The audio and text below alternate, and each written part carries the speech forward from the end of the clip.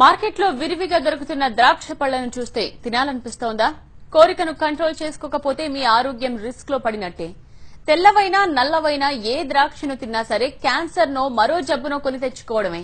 ఇది నిపుణుల మాట. నివేదికలు స్పష్టం చేస్తోన్న నిజం. చెద నివారణ కోసం ద్రాక్ష సాగులో వాడుతున్న క్రిమి సంహారక మందులు వినియోగదారుల ఆరోగ్యానికి ఎసరు పెడుతున్న వైనంపై టీవీ9 రిపోర్ట్. పాలల్లో కల్తీ, పండ్లల్లో కల్తీ, ఆహార పదార్థాలన్నీ కల్తీమయమవుతున్నాయి. కాయలను కార్బైడ్ తో పండ్లుగా మార్చి సొమ్ము చేసుకుంటున్న ఫ్రూట్ మాఫియాపై టీవీ9 సంచలన కథనాలు ప్రసారం చేసింది. ప్రభుత్వాలను అప్రమత్తం చేసింది. టీవీ9 కథనాలతో కదిలిన అధికారులు ఆకస్మిక తనిఖీలతో కార్బైడ్ ఫ్రూట్ మాఫియా బెండు తీస్తున్నారు.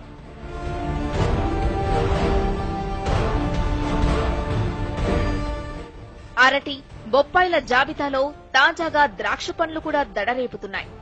నోరూరించే ఈ ద్రాక్ష పళ్లు ఇప్పుడు దేశంలో క్యాన్సర్ కేసులు పెరగడానికి కారణమవుతున్నాయనే నివేదికలు ఆందోళన కలిగిస్తున్నాయి. ద్రాక్ష సాగులో వాడుతున్న 52 రకాల క్రిమిసంహారక మందుల వల్ల పండ్లపై విష రసాయనాలు పేరుకుపోతున్నాయని పరీక్షల్లో తేలిందంటున్నారు నిపుణులు. ఈ క్రమంలో టీవీ9 రంగంలోకి దిగింది. పలు ఫ్రూట్ మార్కెట్ల నుంచి శాంపిల్స్ ను సేకరించి ఓయూలోని బోటనీ, ఎన్విరాన్మెంట్ డిపార్ట్మెంట్లకు పంపింది. ల్యాబ్లో టెస్టు నిర్వహిస్తే ద్రాక్షలో రసం కాదు, కెమికల్ విషం దాగుందనే నిజం బయటపడింది. సాధారణంగా సోడియం క్లోరైడ్ లో పండ్లను కడిగితే వాటిపై ఉన్న అవశేషాలు తొలగిపోవాలి.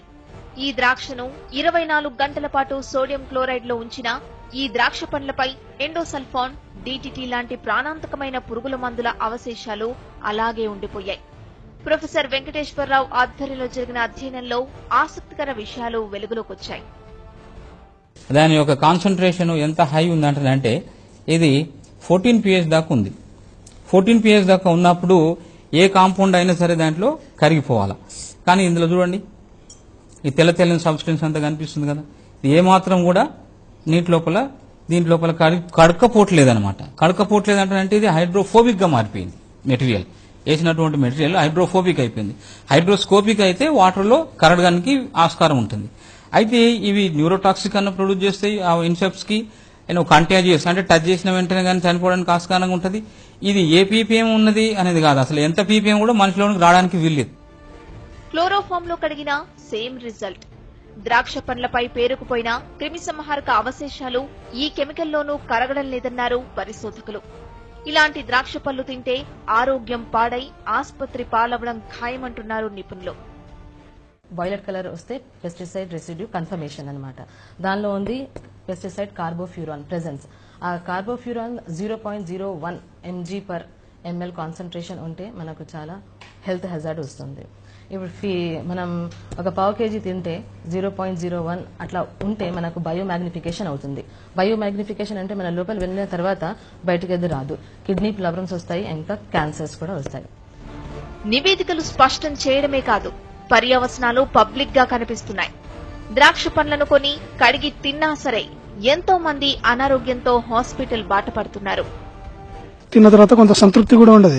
కానీ రీసెంట్ గా ఈ మధ్య ఇప్పుడు ఈ పెస్టిసైడ్స్ కానీ లేకపోతే వాటిని నిల్వ చేయడానికి కెమికల్స్ వాడుతున్నటువంటి కెమికల్స్ వల్ల ఆ గ్రేప్స్ కడుకొని తిన్నా గానీ అంటే అన్డైజెస్టివ్ గా అన్హెల్తీగా ఫీల్ అవుతున్నటువంటి సందర్భం నాకైతే ఎక్స్పీరియన్స్ అవుతుంది. కడుపులో మంటలేవడం గానీ, కొంచెం పుల్లగా ఇట్లా బేవులు రావడం గానీ, ఇట్లా డిఫరెంట్ గా కనబడుతుంది. సో ఇది మనకు ఏదైనా ఫ్యూచర్ లో ప్రాబ్లం స్టోరేజ్ అవుతుందో ఎట్లయితే తెలియకుండా ఫ్యూచర్ లో ప్రాబ్లం అయితే.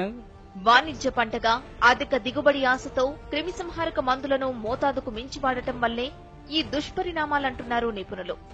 ఇలాంటి పండ్లను తింటే క్యాన్సర్ బారిన పడే అవకాశాలు ఎక్కువగా ఉన్నాయంటున్నారు. అందమైన గ్రేప్స్ క్యాన్సర్ కు గేట్వేగా మారాయనే నిజం ఆందోళన కలిగిస్తోంది. ఈ సీజన్లో అత్యంత ఇష్టంగా తినే ద్రాక్ష పళ్లపై ప్రాణాంతకమైన పురుగు మందు ఉన్నట్టు ఉస్మానియా యూనివర్సిటీ స్టడీలో తేలింది. క్లోరోఫామ్ లో కడిగితే గాని ఈ పురుగు మందు బయటకు వెళ్ళడం లేదని వాళ్ళు చెప్తున్నారు. అంటే ఆ పురుగు మందు యొక్క గాఢత ఏ మేరకు ఉందో దీన్ని బట్టి అర్థం చేసుకోవచ్చు.